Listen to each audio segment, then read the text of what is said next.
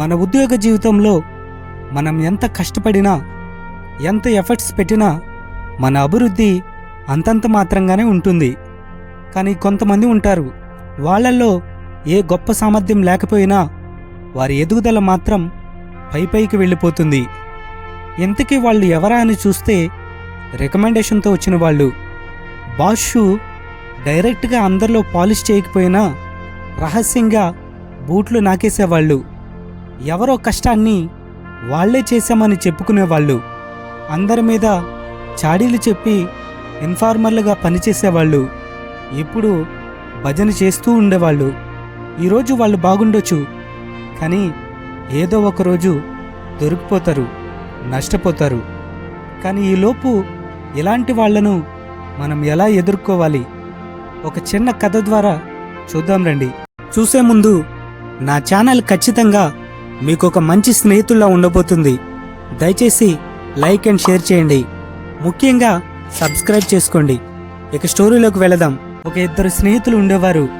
వీళ్ళిద్దరూ అడవిలో కట్టెలు కొట్టి అమ్ముకుని బ్రతికేవారు. వీళ్ళిద్దరూ ఒకరోజు మాటల్లో మాటగా ఒకడంటాడు, నీకంటే నేను ఎక్కువ కట్టెలు కొట్టగలను అని చెబుతాడు. మరొకడేమో, అంత లేదురా, నా స్టామినా నీకు తెలియదు, నీకంటే నేనే ఎక్కువ కట్టెలు కొట్టగలను. వీరిద్దరిలో ఆ డిస్కషన్ కాస్త పెరిగి ఒక నిర్ణయానికి వస్తారు. ఏమిటి అంటే, సరే మనమిద్దరం పోటీ పెట్టుకుందాం. ప్రొద్దున నుండి సాయంత్రం వరకు ఎవరు ఎక్కువ కట్టెలు కొడితే వాడే గెలిచినట్టు. ఓడిపోయిన వాడు మాత్రం కొట్టిన కట్టెలన్నీ గెలిచిన వాడికి ఇచ్చేయాలి. ఇదే పోటీ. ఆ తర్వాత రోజు పొద్దున్నే అడవికి వెళ్ళిపోయారు. మధ్యవర్తిని కూడా ఒకరిని తెచ్చుకున్నారు. వేరువేరుగా కట్టెలు కొట్టడం మొదలుపెట్టారు.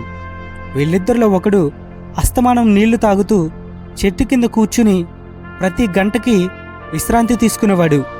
ఇంకొకడేమో నీళ్లు కూడా సరిగ్గా తాగకుండా కట్టెలు కొడుతూనే ఉండేవాడు. భోజన సమయం అయింది. ఒకడేమో 10 నిమిషాల్లో తినేసి పని మొదలు పెట్టేశాడు. ఇంకొకడేమో భోజనం చేసి ఒక అరగంట పడుకుని అప్పుడు మొదలెడతాడు. బాగా కష్టపడి కట్టెలు కొట్టేవాడు ఒకసారి మధ్యవర్తిని పిలిచి, ఒరేయ్, వాడు చూడరా, ఇలాంటి పోటీ పెట్టుకుని ప్రతి గంటకి చెట్టు కింద కూర్చుని విశ్రాంతి తీసుకుంటున్నాడు అని చెప్పి నవ్వుతాడు. తర్వాత మళ్ళీ, ఇంతకీ వాడు ఓడిపోతానని ఫిక్స్ అయిపోయాడేమరా, అందుకే అలా చేస్తున్నాడు అని అంటాడు. సాయంత్రం అయిపోయింది. కట్టెలు కొట్టడం ఆపేశారు. ఇక మధ్యవర్తి ఎవరు ఎక్కువ కట్టెలు కొట్టారు అని లెక్క పెట్టడం మొదలు పెడతాడు.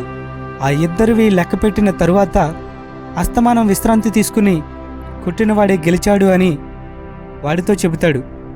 మరొకడేమో, అదేంటి, వాడు అస్తమానం విశ్రాంతి తీసుకుని కొట్టేవాడు, నేనేమో అసలు విశ్రాంతి లేకుండా కొట్టాను, వాడేలా గెలిచాడు అని అడుగుతాడు. అప్పుడు మధ్యవర్తి ఇలా అంటాడు, ఒరేయ్, వాడు ప్రతి గంటకి చెట్టు కింద కూర్చుని విశ్రాంతి తీసుకుంటున్నాడు అని నీవనుకున్నావు, కానీ వాడేమో వాడి గొడ్డలకి ప్రతి గంటకి పదును పెట్టేవాడు, నువ్వేమో మొద్దుబారిపోయిన గొడ్డలతో కొడుతూనే ఉండేవాడివి, అందుకే ఓడిపోయావు అని చెబుతాడు. మన ఉద్యోగంలో లేక మన జీవితంలో ఎదుటివాడు చేసినట్టు అన్యాయము తప్పులు చేసి అభివృద్ధి పొందనవసరం లేదు. వాళ్లకంటే మనలోని తెలివితేటలు అభివృద్ధి చేసుకుంటే చాలు. ఖాళీగా ఉన్న గొడ్డలి తుప్పు పట్టేస్తుంది. అలాగే ఖాళీగా ఉన్న మన మెదడు కూడా మొద్దుబారిపోతుంది. అందుకే పదును పెట్టు. ఏ పని ఇచ్చినా అందరూ ఒకలాగా చేస్తే మనం వాళ్ళకంటే అద్భుతంగా చేయగలగాలి. అలాంటప్పుడే మనల్ని ఎంత తొక్కేయడానికి ప్రయత్నించినా ఏదో ఒకరోజు మనం పైకి లేస్తాం. అక్కడ కాకపోతే మరొక చోట. All the best.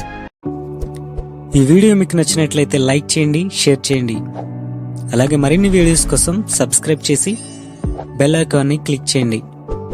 నెక్స్ట్ వీడియోలో మరలా కలుద్దాం. Thank you for watching.